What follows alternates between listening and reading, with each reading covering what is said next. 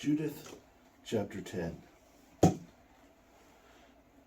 When she had ceased crying to the God of Israel, and had completed all her words, she arose from where she had prostrated herself, and summoned her maid, and went down into the house, where she lived on the Sabbaths and her feast days. Then she took off the sackcloth she was wearing, and removed her widow's garments.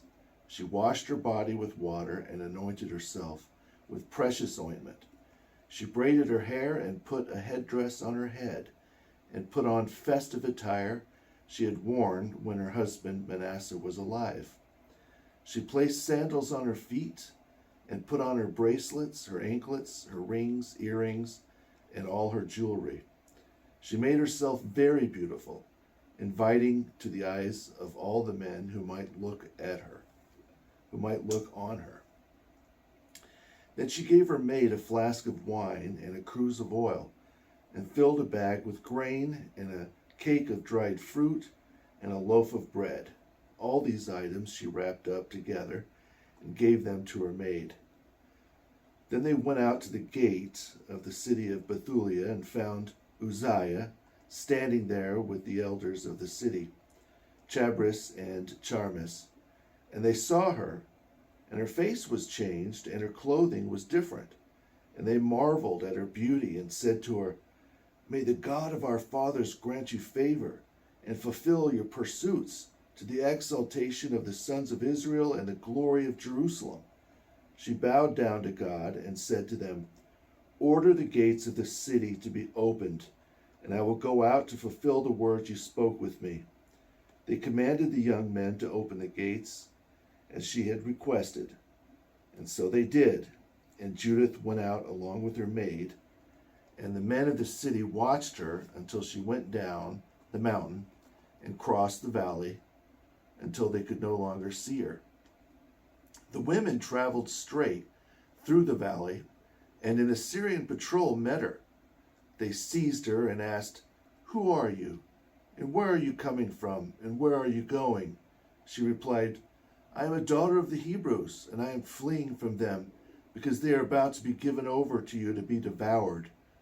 I have come to see Holofernes, the commander of your forces, to give him an accurate report. I will show him the way he can go out and take all the hill country captive, without losing the body or the life of any of his men." And as the men listened to her words and beheld her face, for she was wondrously beautiful in their eyes, they said to her, "You have spared your life by hastening to come down to see our Lord. Now come with us to his tent, and we will escort you to him, to deliver you to him.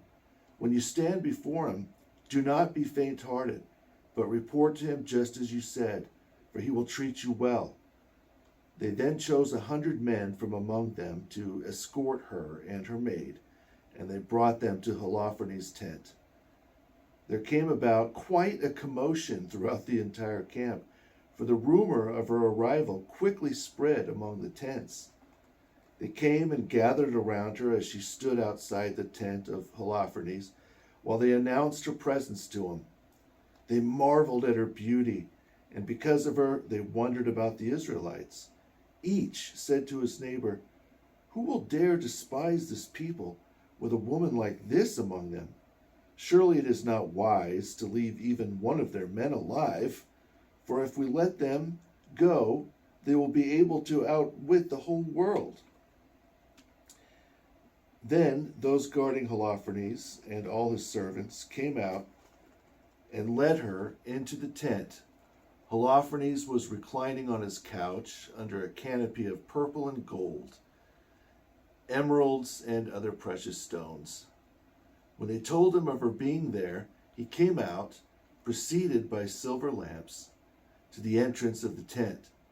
And when Judith came in before him and his servants, they were taken by the beauty of her face. She prostrated herself, paying homage to him, but his servants lifted her up.